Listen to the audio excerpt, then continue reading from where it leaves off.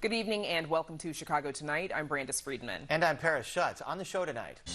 I'm Paul Vallas. I was born and raised in Roseland on Chicago's South Side, and I can't stand seeing our city like this. Former CPS Chief Paul Vallas enters the race to become Chicago's next mayor. There are more people who were shot every weekend in Chicago than there are in schools in Texas. The debate over gun control following the deadly Texas school shooting and Chicago's violent holiday weekend. And we were about the same level of violent crime that we've seen over the last decade. Plus, our Spotlight Politics team on Chicago's, quote, new normal level of gun violence. Dozens of aldermen have been convicted of crimes over the past 50 years, but an effort to tackle City Hall corruption has stalled. A look at how both sides in the abortion battle are gearing up for this coming Supreme Court decision. Signs like this don't exist anymore.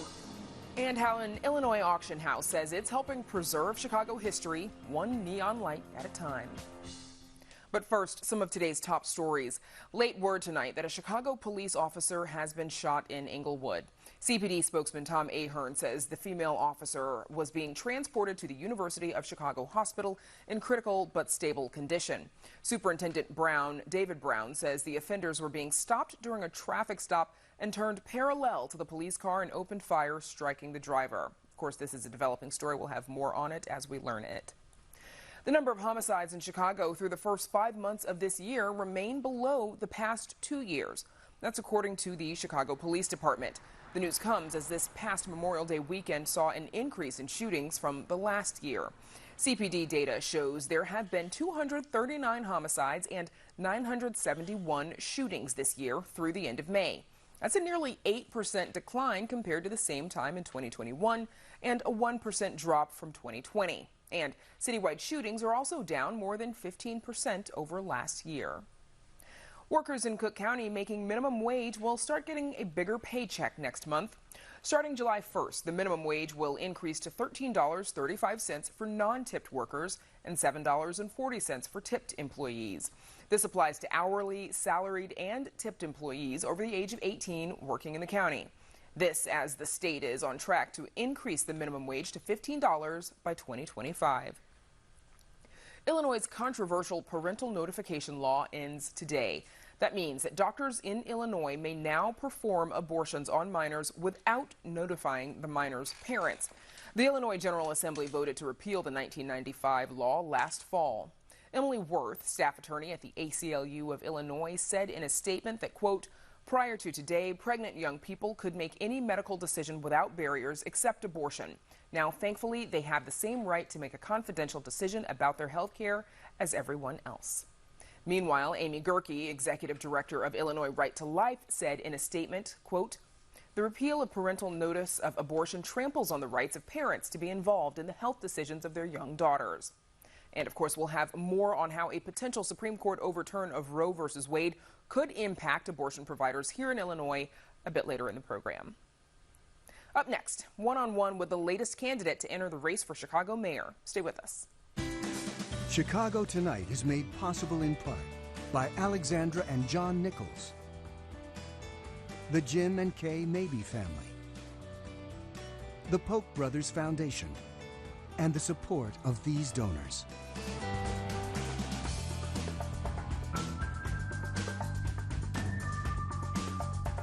A familiar name has officially entered the 2023 race for Chicago mayor.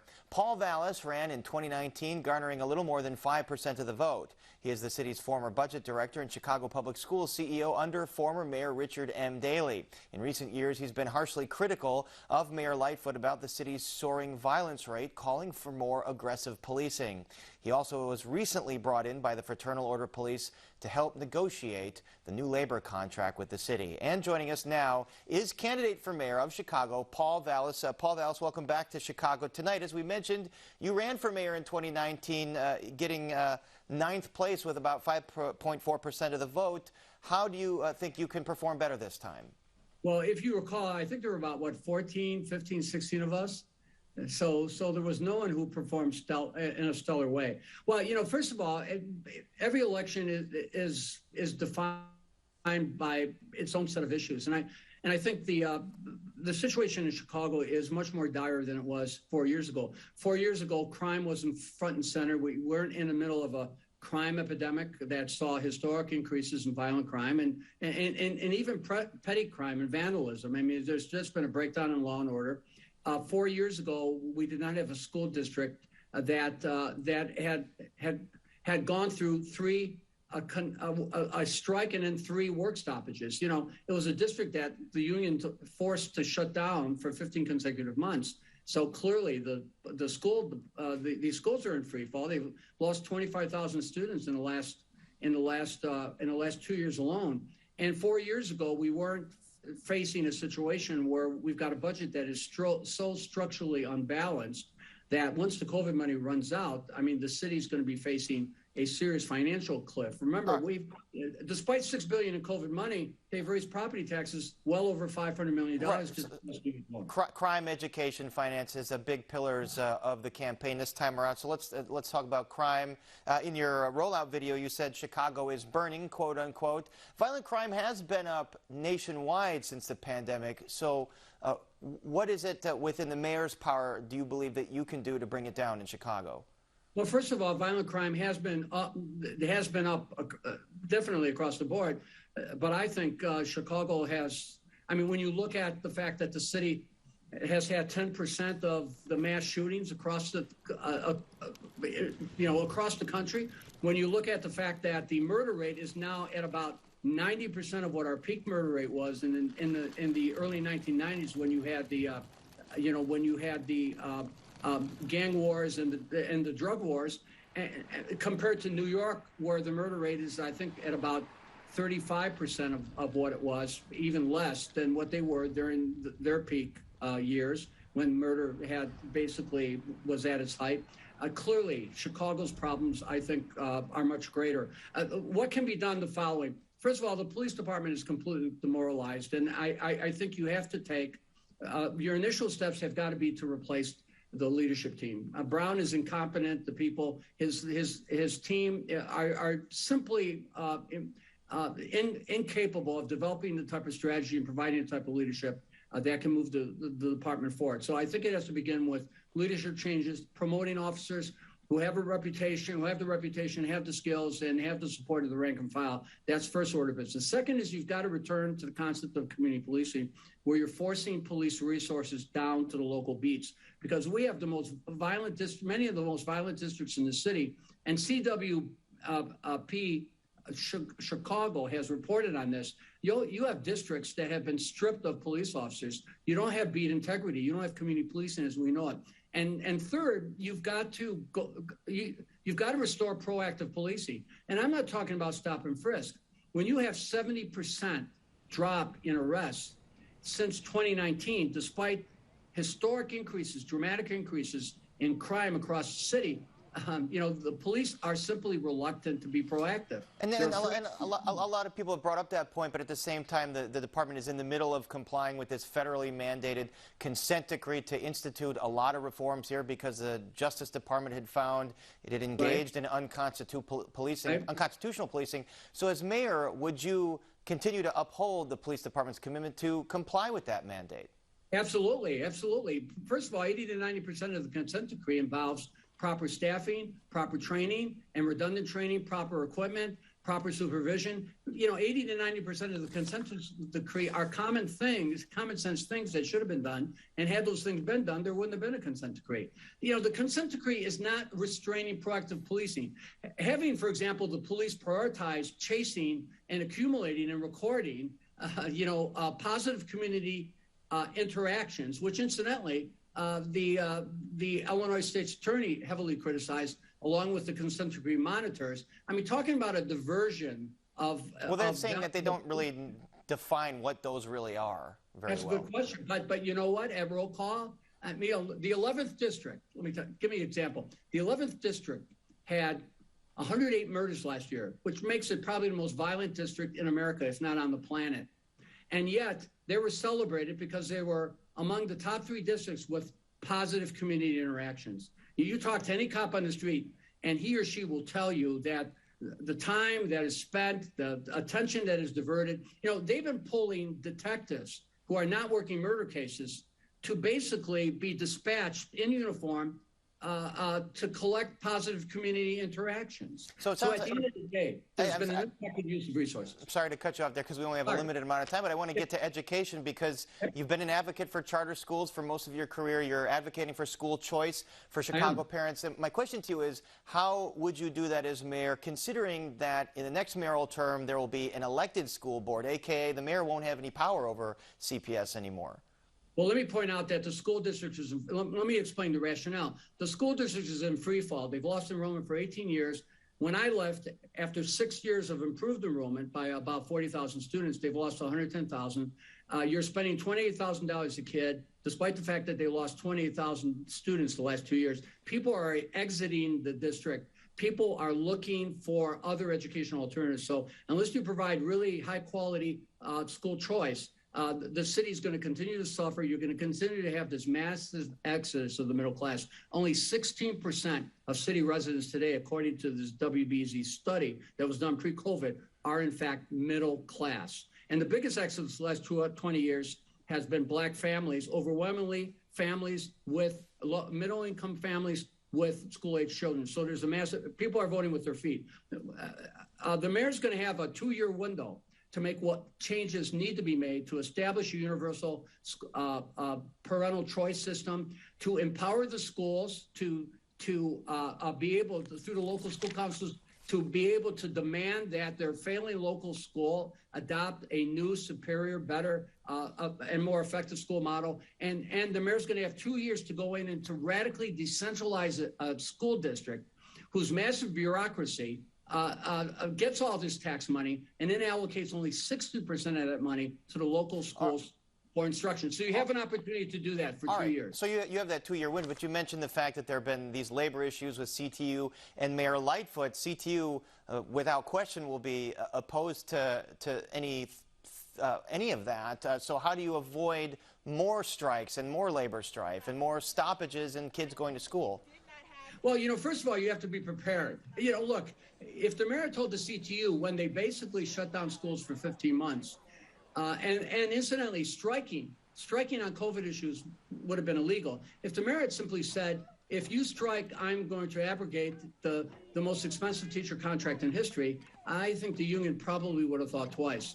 The present current leadership barely won re-election. You don't think that there's a larger number of teachers who are really frustrated over the leadership in the Chicago Teachers Union, who are totally frustrated at the shutdown of schools, totally frustrated that the union leadership has a tendency to punish and sometimes troll any individuals within their own membership who are critical of them. So at the end of the day, I think there's going to be a lot of support. You have to be prepared to tell, well, first of all, I won't do anything that I cannot legally do. So at the end of the day, if the teachers union wants their members to strike, they're going to have to suffer the consequences because they will be striking illegally. Shirley, you do have experience with the Chicago Teachers Union and other teachers unions across the country, and we'll have to leave it there.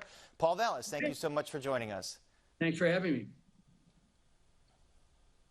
The U.S. Senate is reportedly holding bipartisan talks on some possible gun control measures in the wake of the Uvalde school shooting that left 21 dead. This as Chicago reels from another violent Memorial Day weekend and as Democrats call for far stricter measures than those being considered, like another nationwide ban on assault rifles. And joining us are Dan Katowski, President and CEO of Kids Above All, and Richard Pearson, Executive Director of the Illinois Rifle Association. Welcome both of you back to Chicago tonight. Richard Pearson, Uvalde, Buffalo, Chicago sees gun violence obviously on a day-to-day basis, so we see these bipartisan talks on things like red flag laws, expanded background checks, raising the age from 18 to 21 to purchase a semi-automatic weapon. Do you see gun rights advocates supporting any of these? Oh, maybe the background checks, but none of the rest of the stuff, no.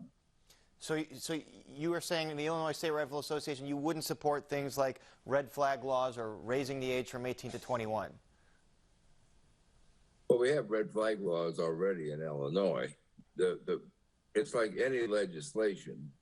You know, to say red flag laws means one thing in one place and another thing in another place and another thing to another person. So you have to look at the legislation to see actually what takes place during these in the legislation, and what it does, how far-reaching it is, what rights do the people accused have, so forth and so on. So it's a complicated issue, and you have to look at all these things to make sure that everyone is protected as much as possible. All right, Dan Katowski, at the federal level, what kind of restrictions would you like to see officials take up, and what do you think is politically possible right now?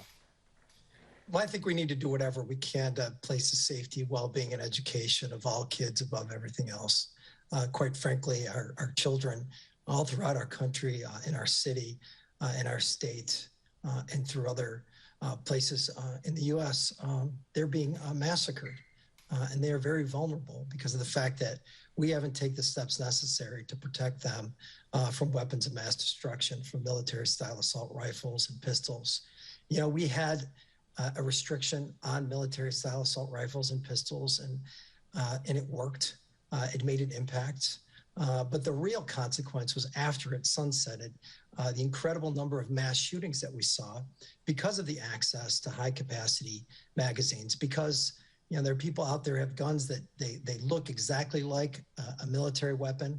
They may not be at fully automatic, but they're still semi-automatic, and they can wreak carnage and havoc and kill an incredible number of people in a short period of time. But really what makes them exceedingly lethal and dangerous is high-capacity ammunition magazines.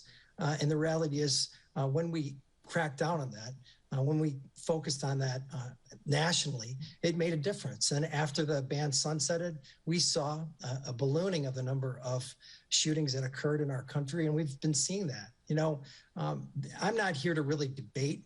I'm here because the time for action is now. The time for debate was years ago. We've done it the gun industry's way. We've done it the gun lobby's way for decades. Now the time is to do it in a way it's going to help our kids be safe and secure and protected. We want to protect our teachers, our children, our first responders, and do whatever we can to make sure that we realize that opportunity that they should get. They deserve life, liberty, and the pursuit of happiness. So you mentioned the sunset of the assault weapons ban. Richard Pearson, a CNN analysis showed that there were 288 school shootings in the U.S. in the last 13 years. The next highest country was Canada with 2. And the countries that have low to no school shootings, low murder rates, universally have stricter gun measures. Wouldn't any reasonable person conclude that the X factor in the United States is the guns and permissive gun laws? Well, I don't think that's certainly the cause of it. I look at the social structure of the United States, the kind of population mix we have, the number of actually fatherless children that are out there that don't get guidance, the fact that a lot of these kids need mental health, there's no help available for them. There's all kinds of things that we can do aside taking firearms away from law-abiding citizens. You know, we went through the whole thing about making schools safer, and the plans are out there, and yet we did absolutely nothing. We didn't do we did the easy stuff like lock the doors, but then you leave the door open. Some people don't even want to have school resource officers. Some people don't want to even have training for the children about what happens if they get a shooter or a killer of some kind. Doesn't have to be necessarily with a firearm in the school. So we haven't done any of that stuff. And yeah, we've made Dan Katowski, I'm sorry. I, as someone who sponsored the law that required school safety drills, you know, I've worked over decades to make sure that we put reasonable measures in place that protect people's individual rights, and while also making sure our kids and families are safe. And it's important to hear this conversation about mental health, because people struggle with mental health all over the world. They struggle with depression. They struggle with anxiety. They just don't have access to weapons that are this destructive. They don't have access to weapons that fire 30, 50, 100-round magazines. It just doesn't exist in these places. And to blame mental health is just an excuse. Look, I work in an agency where we have a camp for children who've lost family members to homicide. We literally have a camp. Most of these kids have lost their moms and dads and brothers and sisters to gun violence, and we provide them with one-on-one therapy, group work, and a camp where they can come together and have conversations about how are they going to heal from the grief that they've endured, how do they make sure they're not defined by their grief. But the reality is everybody throughout the planet struggles with mental illness. We're the only country on the planet that struggles with easy and ready accessibility of military-style assault weapons. And you're saying you don't want guns taken away from law-abiding citizens. Obviously, the Supreme Court has affirmed and reaffirmed the Second Amendment, but they've said it is not absolute. Are there reasonable restrictions here that would not infringe on the rights of law-abiding gun owners? Well, we talk about the background checks because Illinois is a little bit unusual. To actually buy a firearm, you have to go through a background check, and to do that, you have to have an FOID card. And if you have an FOID card, you go through a mental health and as well as a legal background check every night of the year. And if you have a concealed carry permit, you go through 2 of them. So Illinois is pretty tight compared to the other states, I will say that. And so, you know, you have to keep an eye on these things. Are you saying other states could adopt some of these kinds of policies and perhaps bring the overall rate down? Well, there's been proposals that talk about doing that, but nothing has actually been done. There are only 4 states that actually do this: Illinois, Massachusetts, I can't remember the other one, North Carolina maybe, but so that do as tight a background checks as we do. We use the National Instant Check System, but it's administered by the Illinois State Police. So to purchase a firearm, even to purchase a firearm privately, you have to get an approval number from the Illinois State Police. You have to enter the FOID card, the person's birthday, and it tells you up to date what your status is. So there are a lot of levels here. I'm sorry, Richard Pearson, we only have a limited amount of time. There are a lot of levels here in Illinois. Dan Katowski, about Illinois State Police. I mean, they're the ones charged with taking guns away, perhaps, under the state's red flag laws. Does that system work in Illinois? Well, here's the thing. Yes, but that's an argument that was just posed by the other guest here for universality and uniformity federally, to make sure that dangerous people don't get access to guns. I don't know if you realize this. In order to, you can access through certain background checks in order to get machine guns that were made before a certain time in our country, but you need to be registered, you need to be fingerprinted, you need to go through all these measures. And you don't see a lot of situations with people using machine guns. You see them using military-style assault rifles that are not regulated. I'm going to show you something here. This is a teddy bear. Teddy bears are more strictly regulated in our country in terms of their production than guns. They have to pass these tests: sharp edges, points, loose parts, and flammability. A couple years ago, Build-A-Bear recalled 300,000 teddy bears because the eyes presented a risk to kids because they would choke on them. The fact is, the gun manufacturers have been given a free pass by Congress for too long. It's created such a problem. The gun industry actually uses toddlers in their ads to market military-style assault rifles. All right, there's certainly an abrogation of their responsibility. A lot to dig into here. Better job. And they need to stand up and be responsible. We'll follow these talks in Congress and in Illinois. And for now, our thanks to Dan Katowski and Richard Pearson. Thank you so much. Thank you. Thank you. Have a good night. And up next, how both sides in the abortion battle are gearing up for the Supreme Court decision. So please stay with us. Much of the story of Latinos in America is that of entrepreneurship. About 5 million Latino-owned businesses currently exist in the U.S. Predominantly Latino communities often bear the environmental burden of heavy industry. Residents of those communities say they have a hard time making their concerns heard. A Chicago-based photographer has a personal understanding of immigration, and he has spent years documenting small businesses. The forces of gentrification can make people being priced out of their neighborhoods feel powerless. But the founders of Lolita's Bodega say residents have more power than they think.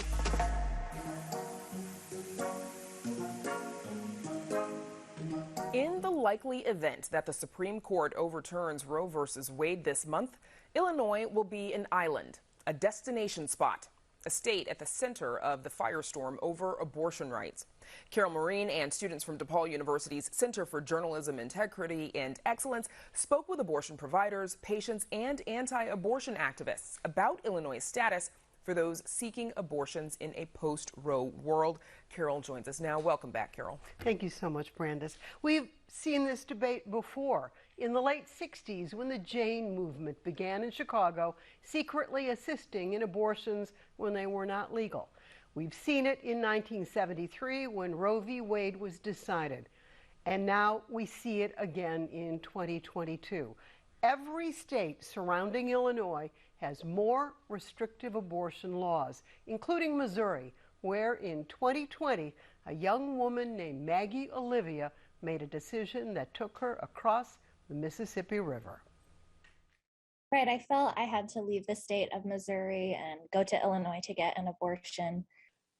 And so, Maggie Olivia crossed the bridge to Illinois and away from Missouri's more restrictive abortion laws. For example, I would have been required to wait for 72 hours in between my 2 appointments to get my abortion procedure. And rather than put myself through that, I decided to cross the state into Illinois. She came here to this Planned Parenthood clinic in Fairview Heights, 15 miles inside the Illinois border, and was met by protesters outside attempting to change her mind. There are always protesters who stand directly outside of the entryway, and they carry signs that say, "Check in here," with little traffic vests to try and divert patients. At the time of her abortion, there was just a single clinic open in Missouri.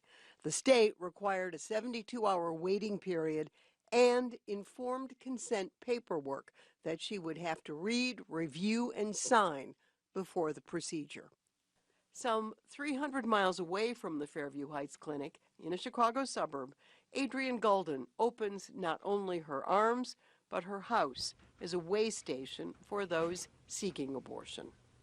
I've had people from Indiana, Ohio, Wisconsin, Iowa, Oklahoma. How many flights of stairs? Up 3 flights of stairs and into the room with a dragon mural and a bed for those seeking abortion to find comfort. In the past 5 years, Golden says she's hosted 24 people in her home through her work with the Midwest Access Coalition. I think the youngest person I've had was 15 years old. I've had people in their 40s, everyone in between age-wise. Generally speaking, people are on the lower end of the income spectrum. The modern abortion rights movement began here in Chicago in the late 1960s and early 70s. It was called the Jane Collective, and Heather Booth was its founder. A student at the University of Chicago, she and others created an underground movement to provide abortions. This was 1965. It was a more innocent time, and I may have been a more innocent person. I knew it was illegal, so I wasn't trying to be public about it. Are you seeing parallels with the years that you were running Jane to now? The opposition in some ways is even greater than it was before. In Chicago today, that opposition is led in large part by Eric Scheidler. Well, my ultimate goal is to transform American culture in such a way that abortion becomes unthinkable.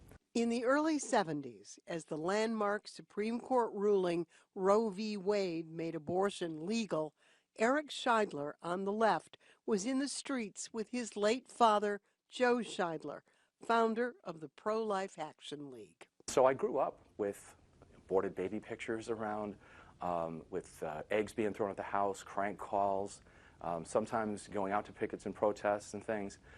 If Roe v. Wade is overturned by the U.S. Supreme Court, then Illinois is likely to be more of an island than it already is, with Wisconsin and Michigan having trigger laws that would immediately outlaw abortion and other states promising more restrictions as well. Expect, therefore, more people coming to Illinois.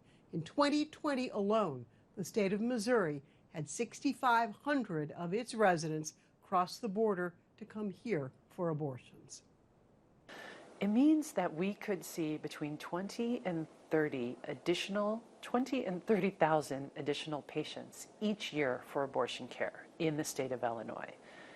Jennifer Welch is president of Illinois Planned Parenthood, which runs clinics like this one near the Illinois-Wisconsin state line. Patients are going to be forced to choose between traveling thousands of miles for the care that they need, or pursuing an illegal alternative, or keeping an unplanned pregnancy. On a Thursday night at a hotel at Columbus and Wacker, anti-abortion protesters, including Eric Scheidler's Pro-Life Action League, gathered on the street as supporters of Planned Parenthood arrived for its annual gala. This is one of the danger states. People are going to flock here. We don't want that to happen. That's why we've got to make this stop. I've heard testimonies of women who was raped, you know what I mean? And yet she decided to have that baby, and it was like a redemption for her.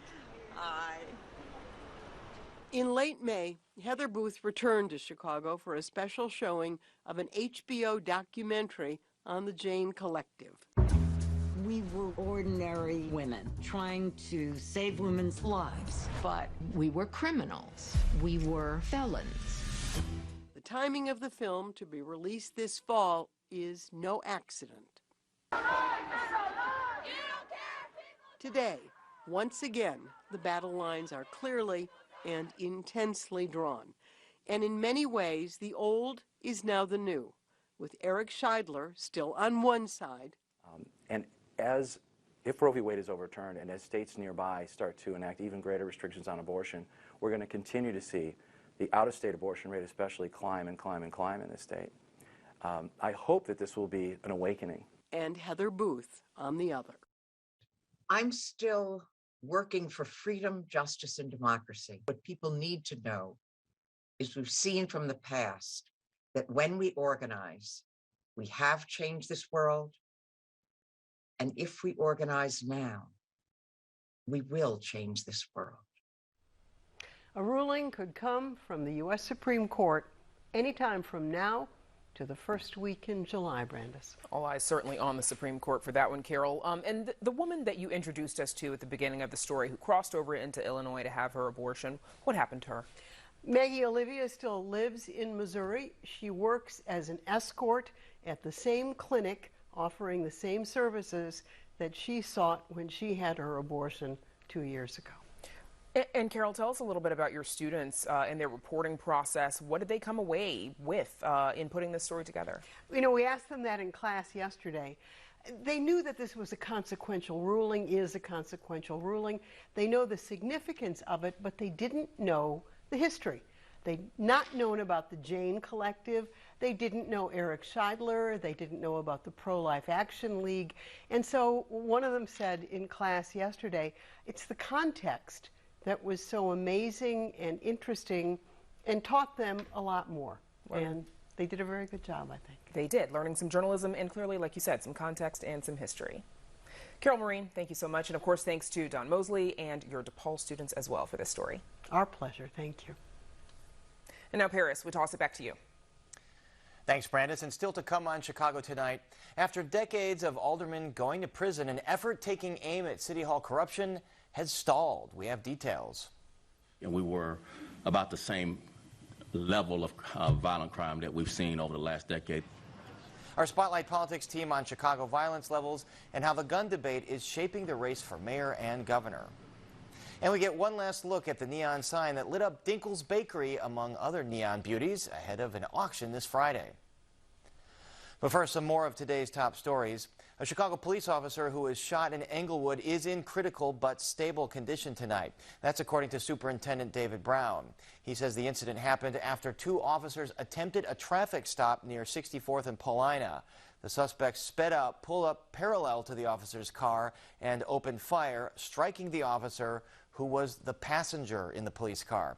Her partner drove her to University of Chicago Hospital.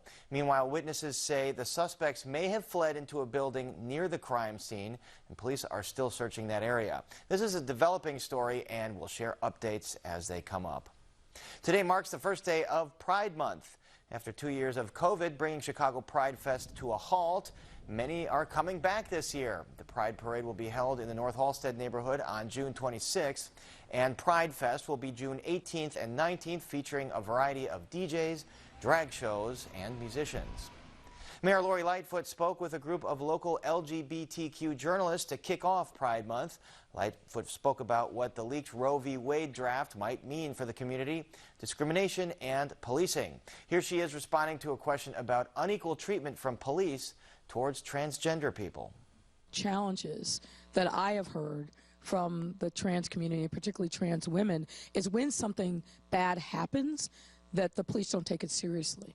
So my earlier comment was about pushing the police department to treat trans women's violence against them, and particularly homicides, in exactly the same way that they would for the straight community, and not ignoring this and just saying, well, dangerous lifestyle, this, that, and the other thing, and not putting in the kind of resources and intentionality around solving those crimes that they would anybody else who's victimized in our city. The Chicago Board of Education will be operating at full capacity for the first time in nearly a year. Mayor Lori Lightfoot appointed community activist Joyce Chapman as the 7th member of the board, filling the seat that had been vacated since last summer. And as we alluded to earlier in the program, the board will begin transitioning into an elected school board beginning in 2024 under legislation signed into law last year. And now to Brandis and a look at the status of proposed ethics reforms at City Hall. Brandis. Right, Paris. Since 1969, 37 members of the Chicago City Council have been convicted of a crime. A recent effort led by one of Mayor Lightfoot's close allies took aim at that corruption. However, the effort has now stalled at City Hall after receiving zero support from the mayor. WTTW News reporter Heather Sharon joins us now with more. So, Heather, this measure was first unveiled in April by Alderwoman Michelle Smith, the chair of the City Council's Ethics Committee. Remind us what it would do.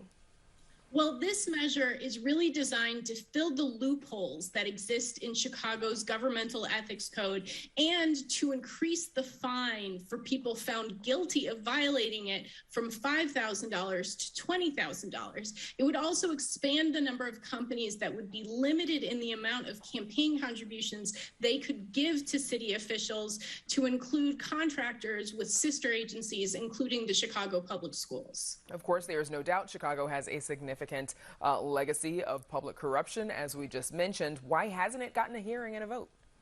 Well, it's not clear why Mayor Lori Lightfoot directed two of her allies to prevent this measure from even advancing to Michelle Smith's Ethics Committee for a hearing and potentially a vote. That is a huge, highly unusual, and very public rebuke of somebody who has been a close ally of the mayor, and back in 2019 presided over a pretty significant rewrite of the governmental ethics ordinance that didn't get all of the things the ethics board wanted to change. No, you asked Mayor Lightfoot whether she supports this measure. Take a listen. I don't know anything about the ordinance. I've never seen it. I haven't read it. We were not consulted on it, so I can't comment on the content. Doesn't know anything about it, she says. Heather, what was Alderwoman Smith's reaction to the mayor's response? Well, she was surprised and confused. And I have to say, a lot of people at City Hall were surprised and confused, not least of which because Alderman Michelle Smith left her seat in the council chambers during the May 25th meeting to ask the mayor, who was on the rostrum at the time, why the measure had been blocked. So it was clear that the mayor knew the issues surrounding the ethics ordinance. I couldn't get an answer from the mayor's office today as to why she said what she said during that press conference we just heard. So what happens now?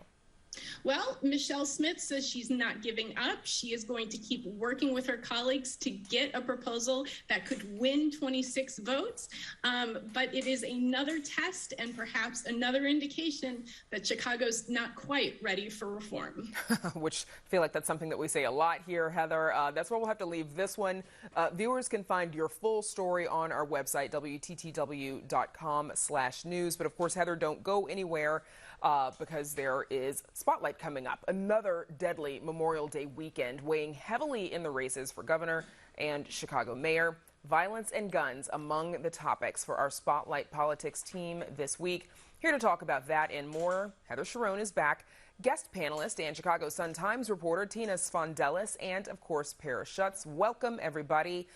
So as we said, 9 people. Well, we should also mention and remind you all that a Chicago officer has been shot and is in critical condition tonight. Now, this is as 10 people died due to gun violence over the Memorial Day weekend, and more than 50 were shot.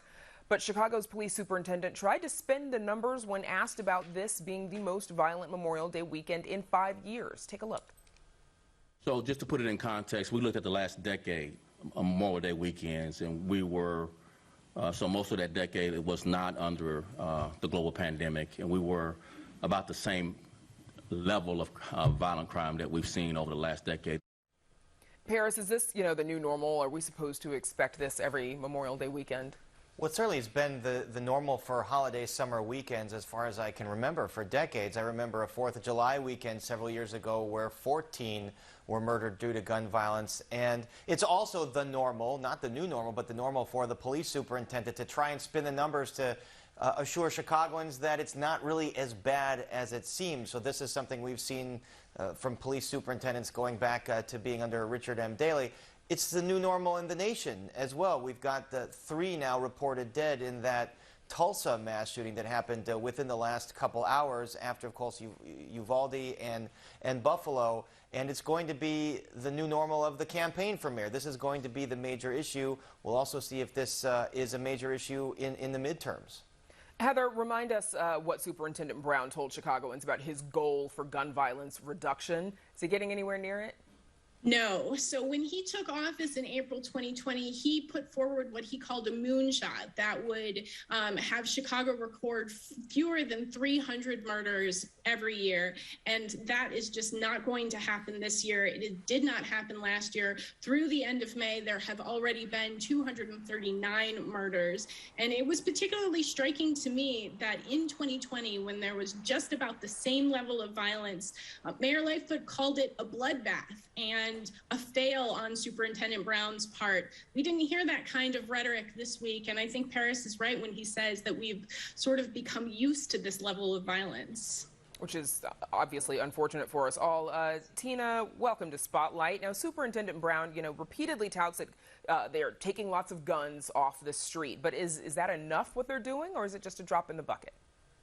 Again, Paris has all the good points tonight, but yes, they have exaggerated those numbers for so long. And so last year they said they recovered 12,000, but it was really around 8,000 that the police took off the streets. But there were still 800 murders last year, which is awful. So I think that's a true metric, is the number of murders. And as Heather just said, the number is pretty high.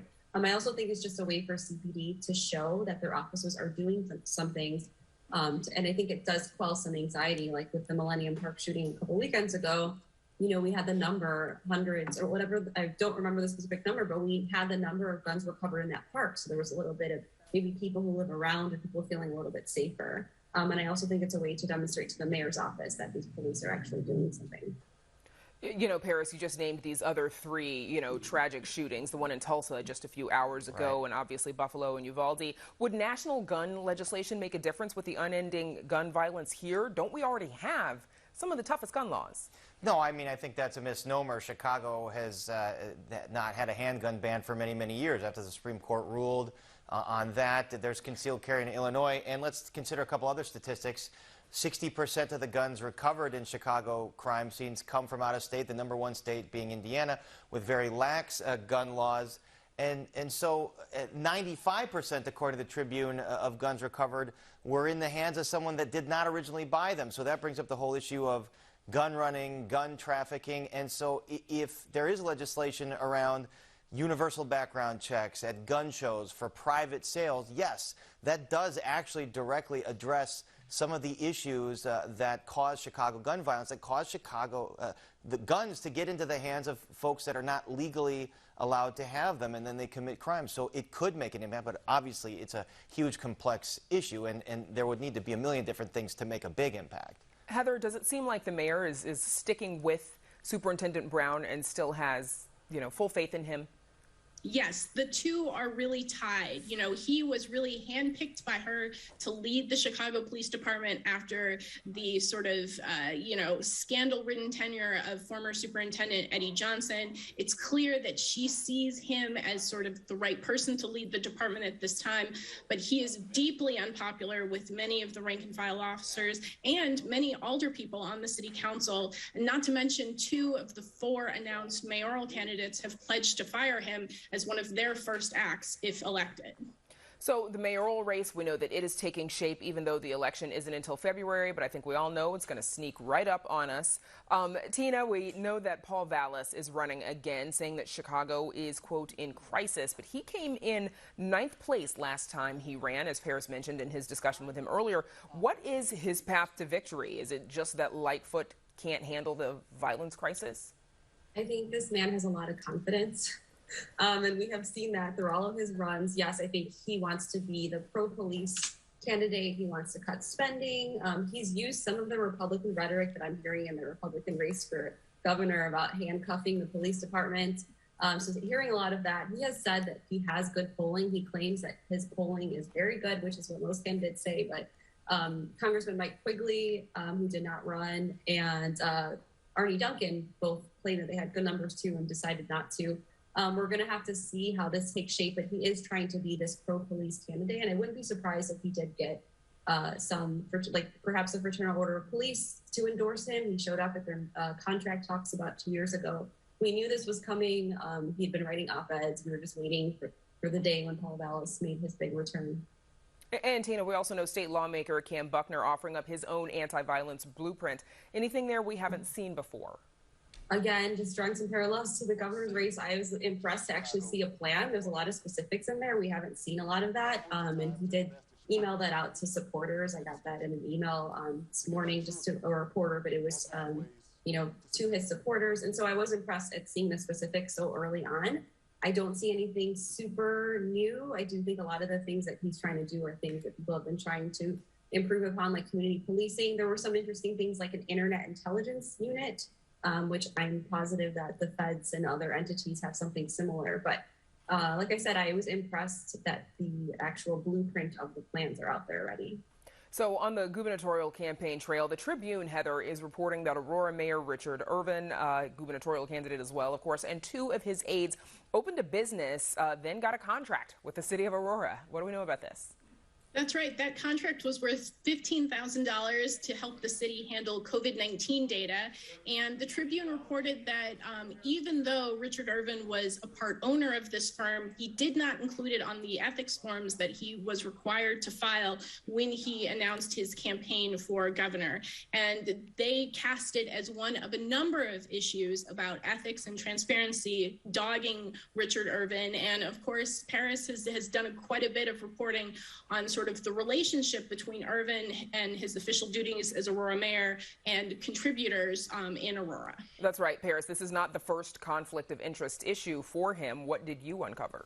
Well, myself and Nick Blumberg here at WTTW have uncovered a similar pattern that the Tribune uncovered today, a pattern of political insiders getting big city contracts, big city incentives, and in many cases, close friends or even family members of Irvin. In one instance, a contractor that was very close with Irvin got up to $15 million in city incentives to redo a hospital there, and then that firm hired the recent ex-wife of Richard Irvin. So there are many questions here about ethics, and it's a familiar pattern of behavior that Illinois residents have seen from so many public officials, and it kind of goes in contrast to the picture that the Irvin campaign, funded by $50 million of the state's wealthiest resident, Ken Griffin's money, it contrary to the narrative that they're trying to create of Irvin. And Tina, we're almost out of time, but do these issues resonate with voters, or, do the ads, these $50 million ads that Paris just mentioned from Ken Griffin, is that what's shaping voters' impressions more? Well, you can kind of tell what the campaigns are worried about based on the ads that they're running. So I would say Urban is still trying to focus on crime, clearly, because we're in the middle of summer and violence. There has not been a lot of polling on this. I do believe, as Paris said, that there is a contrast here because he's trying to paint himself as the new guy who will rid the state of corruption and all of that and not have conflicts of interest. And we're suddenly kind of seeing things trickling out, but we don't have a lot of time left. The primary is June 28th. People are already voting. So I guess it's a matter of time to see whether these Democrats and these other entities can convince people. Time will tell. We will see soon. That is Spotlight. Thanks to Tina Sfondelis, Heather Sharon, and Paris Schutz. Up next, a tour of some iconic neon signs up for sale this weekend. But first, a look at the weather.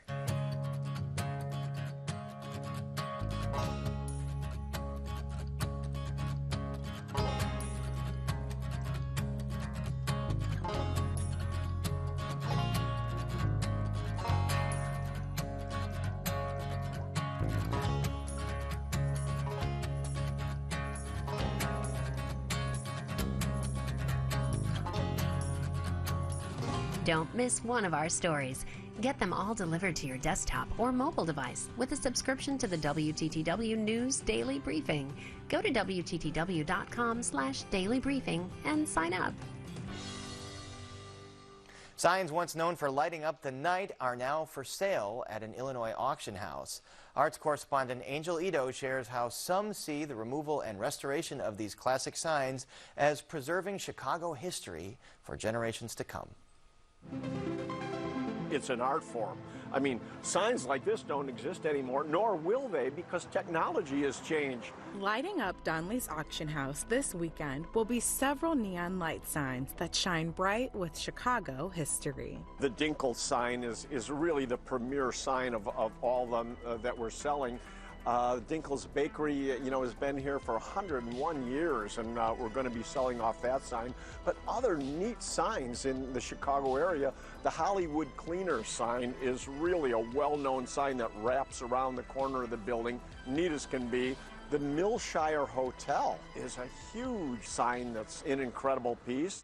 Run by Randy Donley, the Union, Illinois-based auction house has been preserving pieces of Chicago history for more than 50 years. Just like the signs, like we're looking at the Dinkle signs, there are people that would say, oh, you're taking away Chicago's history, when in reality, if somebody like myself doesn't find a home for this sign, there's a very good chance stuff like this ends up in the scrap. I'll find the right person that's going to love this sign and restore it and put it in a location of prominence that otherwise it might not have.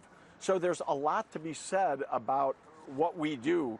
It's not necessarily taking things away as much as it is saving them for future generations. Hughes Signs in Crystal Lake, Illinois agrees. Whether it be getting a neon sign up to par for a sale in partnership with Donley Auctions or helping someone restore a historic gem altogether, they're one of the few companies still preserving the dying art form despite their costly upkeep. In the old days, generally the most common were white and clear red, which was clear glass pumped with neon. Those were the go-tos. They wanted the biggest bang for their buck, and neon was the only way you were going to get an illuminated sign. It's because of its indefinite shelf life that neon signs have gone up in value in the last 6 years or so, making historic signs like Dinkle's Bakery that much more meaningful. This sign was put up by Joseph and Antoine Dinkle in 1946, to my knowledge. So they put it up, and after only been in business for about 24 years, it was a sign for the family to say, look, we're going to be around. We're going to fight the good fight. We're going to stick with this business for a long time and stick with the city of Chicago. And they just wanted to show that they were going to be here. Even though LED signs lead the pack these days due to low maintenance and cost, both Donley and Caro believe that helping these lights find new life is important to preserving Chicago's history. Somebody, again, needs to keep history alive, so people understand how we got where we're at today from where we were. We're certainly going to miss our routine of being here, but, you know, so all good things must come an end, and they're on to a new chapter. For Chicago Tonight, I'm Angel Ito. The Dinkle's Bakery sign, along with many other Chicago area staples, will be on the virtual auction block this Friday at noon.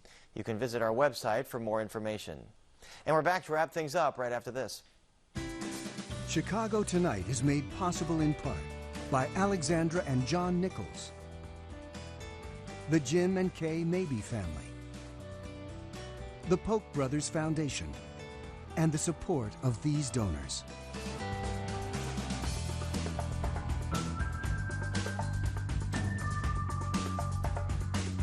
And that's our show for this Wednesday night. Don't forget to stay connected with us by signing up for our daily briefing. And you can get Chicago Tonight streamed on Facebook, YouTube, and our website, WTTW.com/news. You can also get the show via podcast and the PBS video app. And please join us tomorrow night live at 7. Community unity amid summer violence on Chicago's southwest side. We visit West Elsden as part of our In Your Neighborhood series. And we'll take you to the opening of AIDS Garden Chicago and tell you about the location's historical significance. And now for all of us here at Chicago Tonight, I'm Paris Schutz. And I'm Brandis Friedman. Thank you for watching. Stay healthy and safe, and have a good night.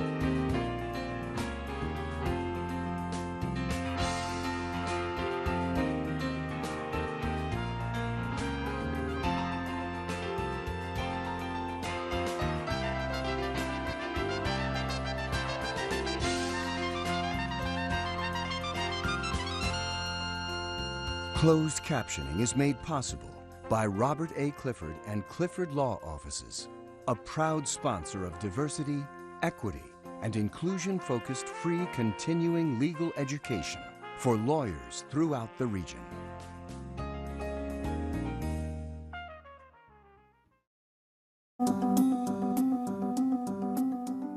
Wednesday night on PBS, starting with nature. From their incredible power to their remarkable intelligence, it's no surprise we built our world with horsepower. Followed by Nova. This is an object we've never been to, something that's never been done before. We're really pushing the envelope of what the spacecraft and the team can do. Nature. And Nova.